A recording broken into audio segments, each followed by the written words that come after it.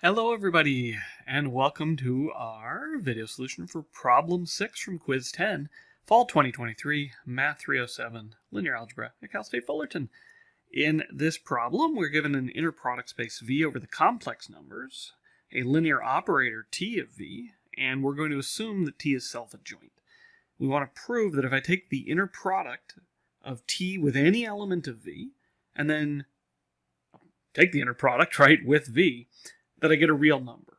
All right, so very often when we were dealing with this type of situation, we were trying to maybe see that the image of V was orthogonal to V, but here we're just claiming that the image of V, well, it's not that it's orthogonal, but the projection is always in the real number line. All right. So it turns out this is not a particularly difficult problem once you recognize how you can show something as a real number as opposed to being a more exotic complex number.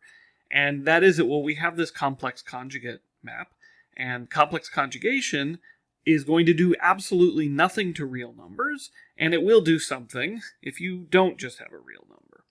So we know that TV, V is a real number for all V and V. If and only if, well, let me start with for all V and V here, the complex conjugate of TV with V is equal to TV with V. All right, so that's how we can check if we have a real number. Take its complex conjugate. Do you get back the original number? Yeah, then yes, it's a real number.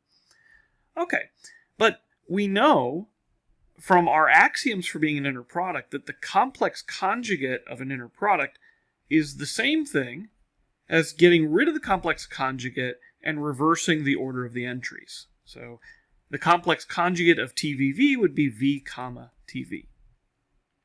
But then we can play the Uno reverse card. We can take this T in the right side and move it over to the left, but make it into a T adjoint.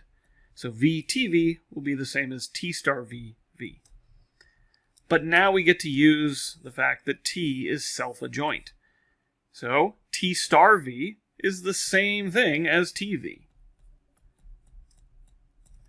Okay, now let's go back. We were trying to show that TV, V was a real number for all V and V.